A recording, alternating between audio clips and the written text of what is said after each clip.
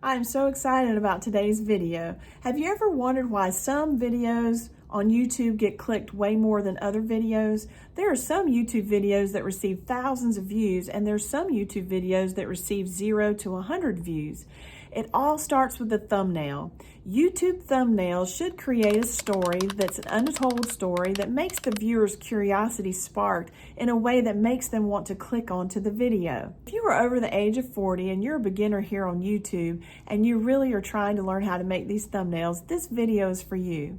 Today I'm going to demonstrate how to make eye-catching thumbnails in Canva that you can use and some easy tips that will help you to make these eye-catching thumbnails for your channel. So let's get started.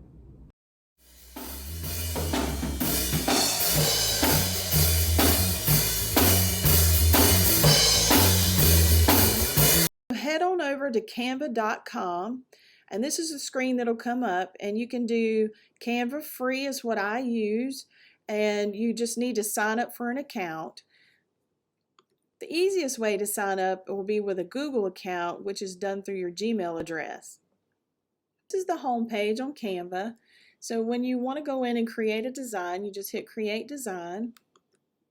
And then it comes up, and if you don't have YouTube thumbnail as part of the suggested, then you can just type in YouTube thumbnail. So I'm going to click that.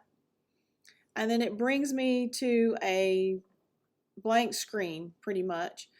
Okay, so just remember that anytime you click on anything, that's the field that you're working within. So if I click this screen here, it highlights it in purple, and so that means I'm working within the whole screen here. So, and I'll get into that in just a little bit when we try to move some things around and just work within this. So I'm just going over what I do for my thumbnails, and I'm just hoping that this will be helpful to you. And going to remind you of some things that you would need to try to think of when you're doing your thumbnails. Most people come up with their content or their idea for their content, and then they'll go into recording their video first, and then the thumbnail's kind of the last thought as far as their thumbnail and their title. They kind of think of it last. But what I've learned is that you should really put a lot of thought and effort into your thumbnail first, research it, and then develop your thumbnail and your title next. So generally how I make my thumbnails is I upload pictures from my phone, my cell phone, into Canva. The uploads, these are the pictures that I've already uploaded from my phone. So if you're wanting to learn how to upload your pictures from your phone to the computer, I'll show you how to do that in just a minute. So I'm going to go ahead and show you how I did my last week's thumbnail. So with this, I just selected it and it pops it over onto the screen, and then I just make it larger. Now, and I usually try to blur the background just a little bit, so you hit Edit Image, and then it takes you over to the Magic Studio. I love this part of it. Make sure you notice that the little crown means that it's the Pro version, and if you can't use that unless you sign up for Pro. So I come down to Effects, and I usually go to Autofocus, and then it will kind of do it for you. I usually bring that down just a little bit so that it's not quite as blurred in the back, and then the focus is on the front picture here. There we go. And so that's really that's all I did for that. So just remember that the more simple you make this, usually the better. It doesn't need to be very cluttered with a lot of graphics or a lot of texting on it. It just needs to be simple and to the point. So I like to blur the back just a little bit, and then we're going to add a little text here. So I'm going to change this heading here to "It's worth it," and then I want to make this bigger.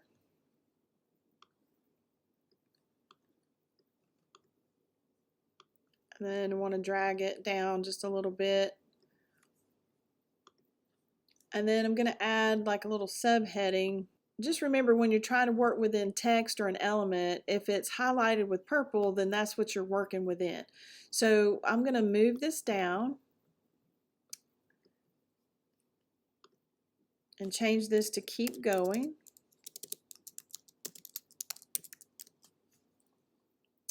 Make it a little bit bigger.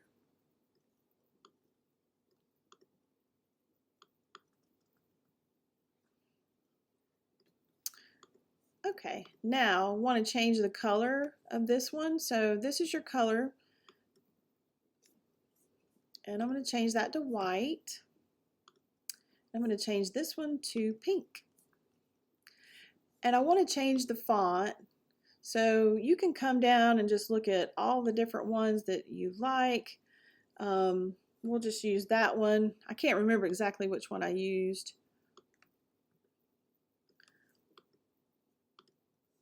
And then for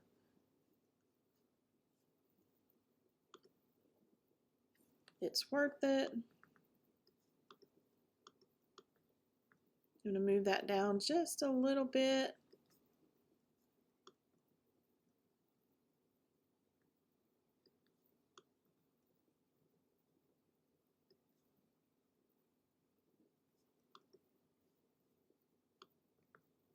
And there we go. So just an example for you, okay? So as long as, see the purple around this highlighted, I just want to make sure that I'm not working within that. There we go. Okay. And that's really all there is to this, because it's very simple and it looks as if I'm trying to let you know this is really worth it. Like if I had to really like lean over and say, keep going, it's worth it. You know, so it creates kind of a story that's not told here, and it also is very simplistic, and it's been a pretty good thumbnail that I've had a pretty good click-through rate with. It was around 5% this week. To show you how to play around with some of the elements, so I'm going to click Elements. Say you want to do the YouTube logo. Again, you can't use anyone with the crown on it unless you're in the Pro. So here's a good one. You can make it whatever size you want. And you can put it any place you'd like. If you want to put a background, so still within the elements, you're going to go and you're going to put in, say, kitchen background.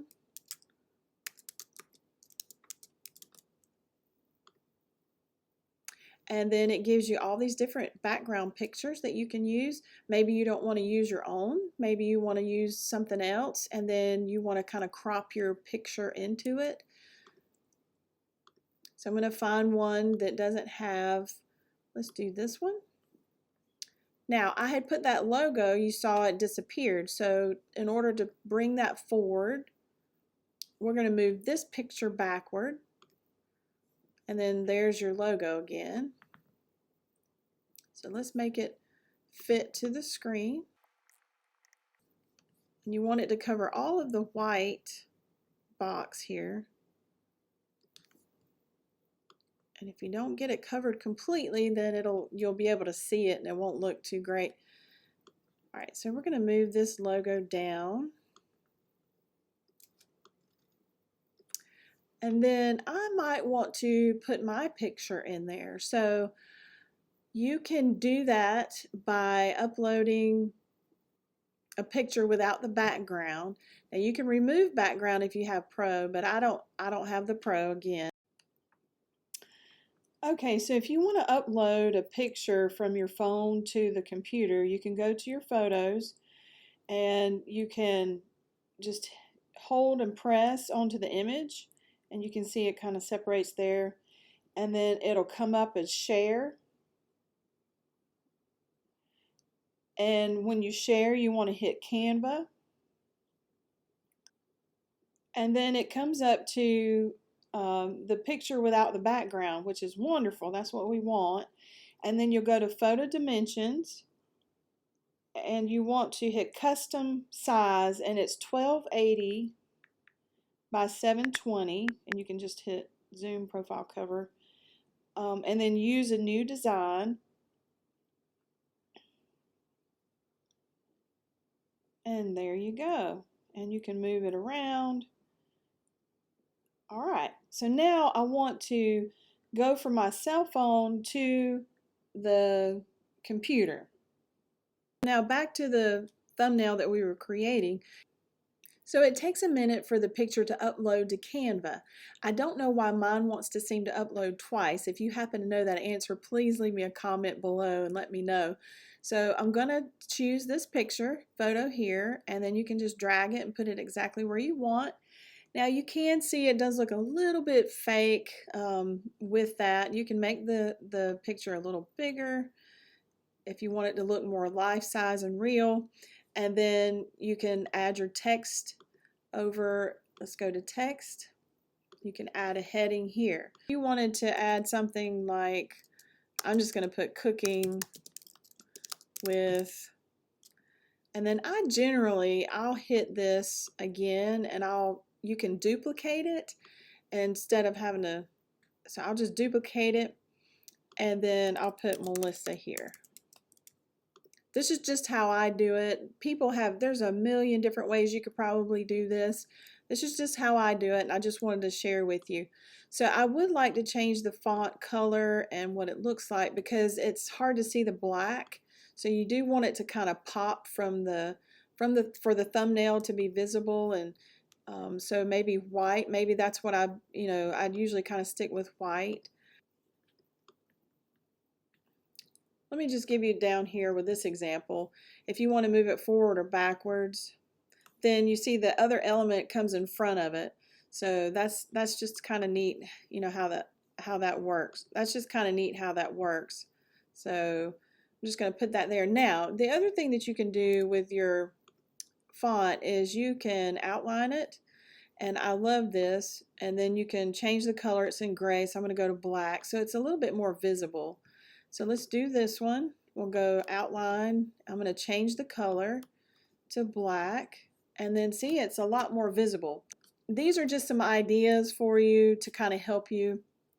There's really so many things that you can do with this, especially if you want to go into design, like I said, with elements.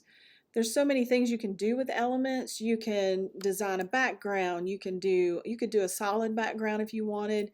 You can do a lot of different things. I even use Canva for my B-roll, which if you've not seen that video, you might want to check out the B-roll video. So this week's Small Channel Spotlight has to go to Maple Ridge Homestead. This couple is just the neatest couple. Their channel is amazing. I enjoyed it because I love to watch Treehouse Masters, and if you like that kind of thing, you will really love this channel. It's very well recorded and edited. You will love it. If you will, I'll leave the link in the description below. If you'll check them out, they are at 907 subscribers, and I'd really like to see them get to 1,000 here quickly so that they can go ahead and monetize their channel. The couple's name is Jamie and Paul. They're building a tree house on the side of a mountain in Maine, and it's where they plan to retire. They are empty nesters, so they're in our age group, and let's just support them, if you will, and just check them out. Just remember to keep your thumbnail simple with minimal text, bold colors, and a facial expression. Click-through rates tend to be higher if you use a facial expression or a person in your thumbnail. And don't forget that thumbnails are the gateway to your content. If no one ever clicks on your thumbnail, they'll never know what useful information that you have inside. I hope today's video was useful for you and that you're able to create those eye-catching thumbnails that you've always wanted to learn how to do. As always, you guys are wonderful. Thank you so much for joining me today. I pray that you're blessed and well. And if you haven't subscribed to the channel, please make sure you do so. It's totally free. It doesn't cost you anything, and you'll gain a ton of free information. I'll see you in the next one.